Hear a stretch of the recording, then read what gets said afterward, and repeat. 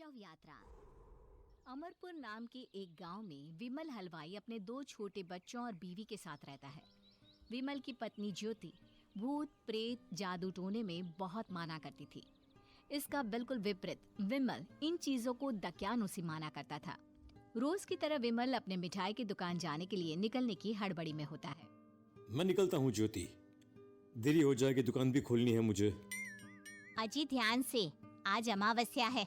रास्ते में कोई कपड़ा या कुछ भी गिरा हो तो उसे लांग मत दीजिएगा, बगल से चले जाइएगा। अरे ऐसे तो तुम मुझे पागल ही कर दोगी क्या? हाँ, मैं नीचे देखकर चलूं कि सामने से कोई गाड़ी घोड़ा आकर मेरे ऊपर से चला जाए? दोनों हालत में तो मेरी ही मौत है। अरे क्यों सुबह सुबह इतनी अपसुगनी बातें कह रहे हो जी?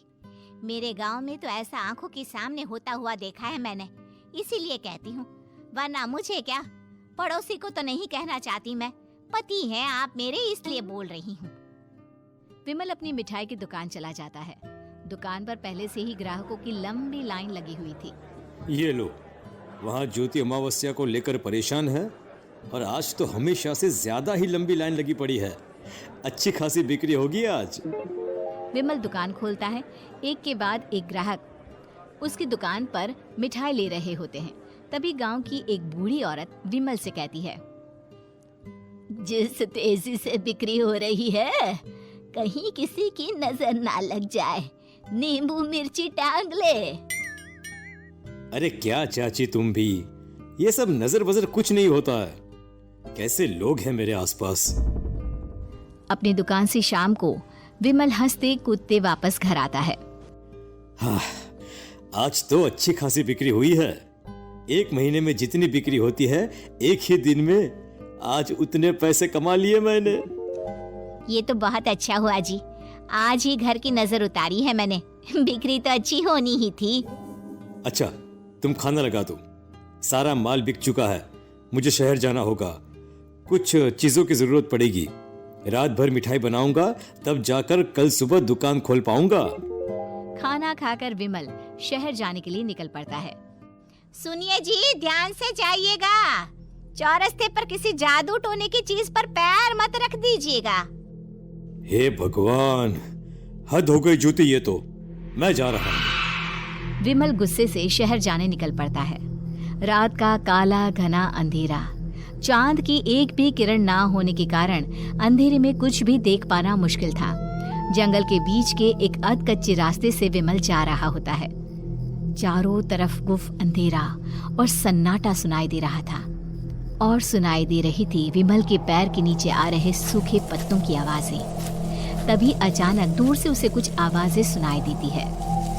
अरे, ये इतनी रात को जंगल के रास्ते कौन जा रहा है? शायद कोई टोली होगी।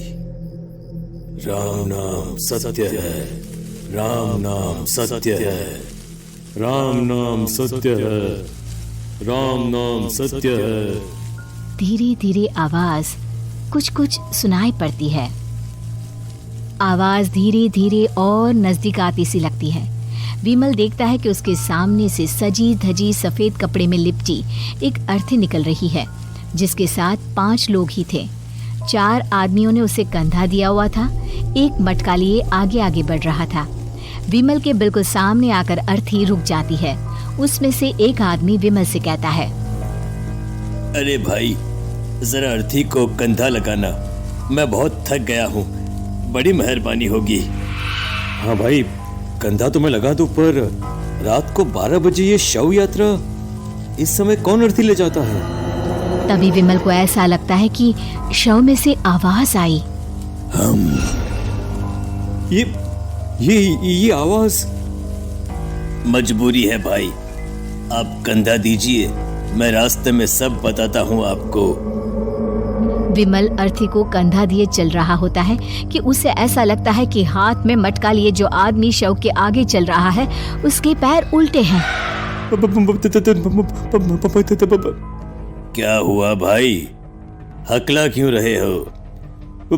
वो आपके साथी के पैर उल्टे। विमल अपनी बात पूरी भी नहीं कर पाता कि वो देखता है कि उस आदमी के पैर तो सीधे ही हैं।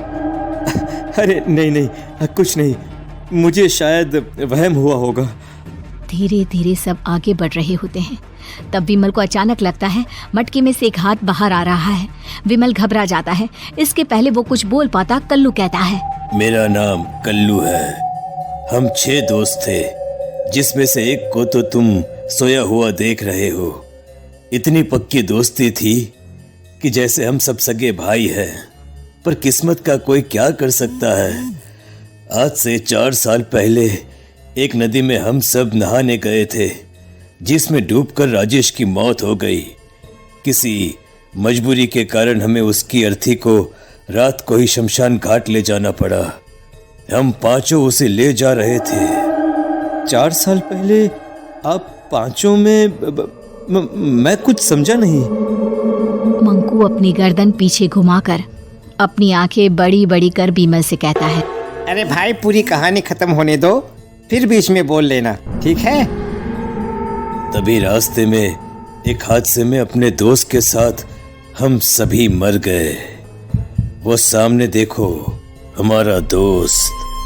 विमल सामने देखता है। उसे दिखता है कि एक ऐसा आदमी जिसका शरीर कई जन्मों से पानी के अंदर रहने के कारण सफेद पड़ गया है। उसकी आंखें बाहर की ओर निकली हुई थी। फिर ये अर्थी किसकी है? अर्थी के साथ के लोग अर्थी को नीचे रखते हुए एक साथ विमल की ओर देखते हुए कहते हैं, तुम खुद ही देख लो। विमल शव पर से सफेद कपड़ा हटाता है। शव की जगह खुद को ही देखकर विमल के होश उड़ जाते हैं। वो शव विमल की ही थी। पलक झपकते ही विमल उस अर्थी की जगह पर होता है। 6 के 6 दोस्त उसी तरह अर्थी को उठाकर चलने लग जाते हैं। राम नाम सत्य है। राम नाम सत्य है। राम नाम सत्य है।